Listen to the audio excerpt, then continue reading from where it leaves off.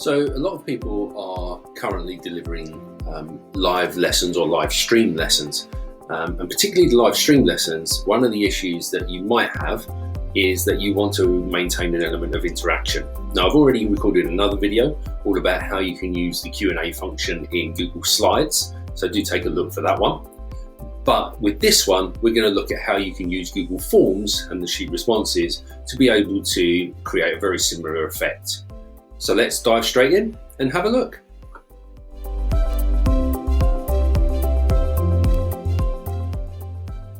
So we're going to jump straight in to Google Forms to begin with, on the understanding that we've already set up our Google Meet and we've created it in Calendar and we've made sure that we've got a streaming link that we've shared with our students. Okay, so here I am in a Google form and I've pre-created this one. So I just want to take you through it really quickly. I've called it Streamed Lesson Question and Responses because students might want to ask questions as well as answering them. And you don't necessarily want two separate documents to have to be checking while you're on a live stream. So I've set it to collect their email addresses so that they have to be part of my domain to be able to do it. But I've also given them the option to put their name in so that I can recognize that really quickly in the responses. And then because I'm running 3 sessions this week, I've given the option of choosing whether this is Monday session, Wednesday session or Friday session, and that's going to appear as a drop down for them. Again, I've made it a required question. And then right at the very bottom here, I've just asked them to put in there as a long answer text their question or their answer. So if they've got a question to ask, what is it? Or if I've asked a question during a live stream, what's their response to that? Okay, so that's it. It's a very, very straightforward form. So here we are now in the student view. So it would collect their email address, as you can see here. They put in their name. So we would answer, for example, James Bond. This is Wednesday's session. And my question is, why do birds suddenly appear every time you are near? Okay, and I click submit. And you can see I'll get the option to create another question or response. And all I would do is I would share the link to this form with the students, either via Google Classroom, or I might make it available on a school website, or I might have emailed the link to them and asked them to save it as a bookmark. It really depends on how your school is working. But they can obviously just keep resubmitting this form. There's no limit on the number of times they can do it. Okay? So I'm just going to come out of there and go back to our form, and you can see I've got 6 responses, and I've done these all as tests, but you can see straight away the number of responses you're getting from different students. You can see which session has been most popular, and you can see all of the questions coming through here. The downside of this part is you can't see who asked them. And it's really important on distance learning to be able to reference the students directly, I think.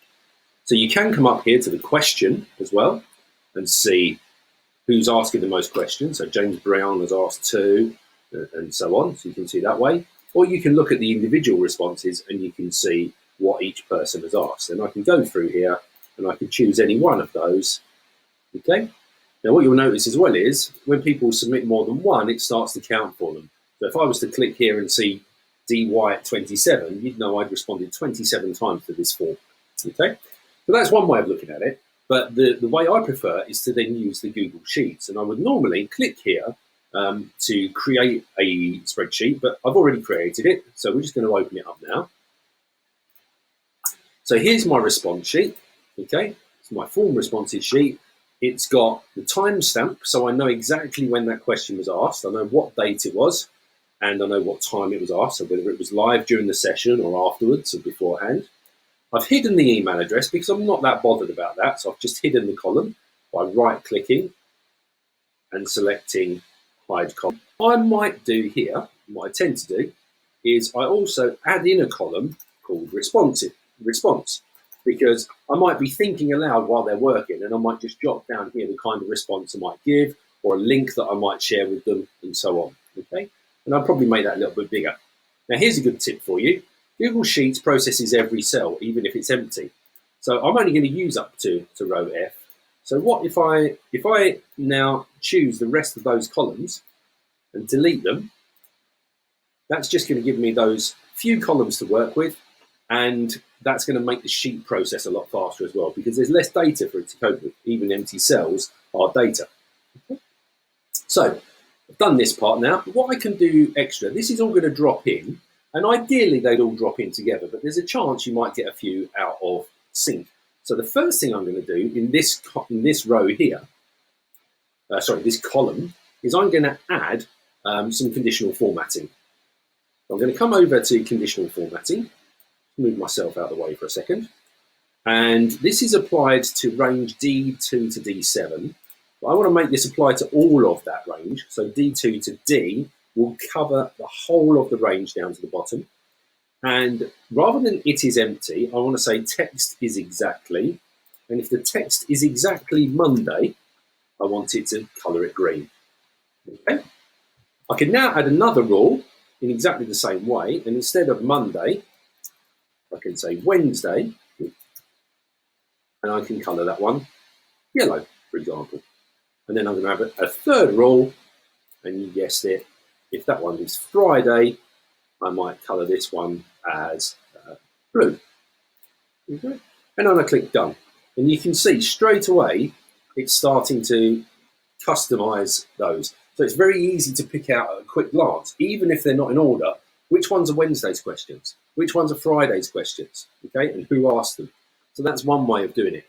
You could also, if you wanted to, through data, is include a slicer. And these are quite cool because they enable you to filter things without affecting other people's view of the document. So at the moment, this is looking at form responses, F14, but I don't want that. I want it to look at D2 to D. So I'm just going to click D2 to D and OK. And you'll notice it's created a slicer, which I'm just going to park up the top here. And I've got the option here. I'm just going to close that so we've got full screen view. I've got the option here to select which days I want to look at. So I can clear everything and say I only want to look at Wednesday, and it will filter just the Wednesday's questions for me. Or I can say, okay, I want to look at everything except the blanks, and it will pull through all of those for me. Or if I want to just look at actually who came in on Monday and Friday and see if anyone's name appears both times, okay? So these slices are really useful because unlike the normal filters, this is only affecting my view of it. So if you apply a normal filter and someone else was trying to look, actually it would affect their view as well. But these slicers only affect your view as a viewer, so it doesn't resort anything for anyone else. The other thing we can do, we could look at column D and say, well, I would like to be able to sort that. So let's put a filter on there. We add a filter into column D. And what you'll notice now, which is a new addition for Sheets, you've got the option to sort by colour. And there we go, and it's just filtered to the yellow ones. So we can choose to filter by colour or not filter at all. It's really quite straightforward from that point of view.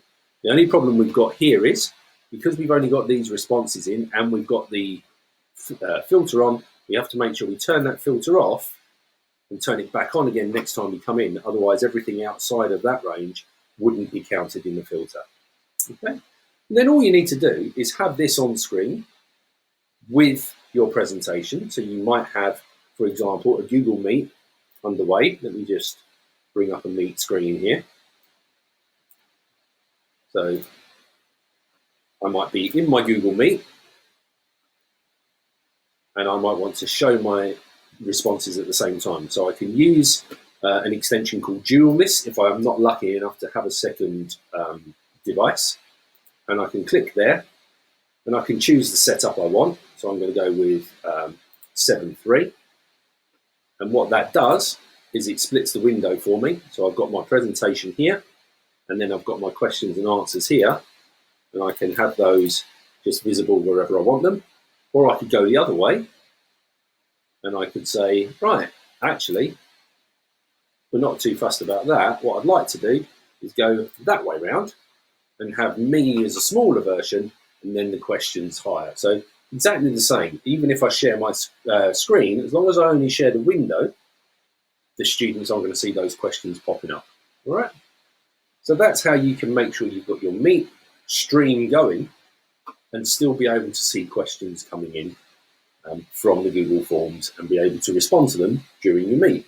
Remembering that it's going to take a little bit of time for the questions to filter through, but equally, there's a little bit of a lag between what you say live and how that actually goes out on the live stream. So for the students, they really probably won't notice a difference.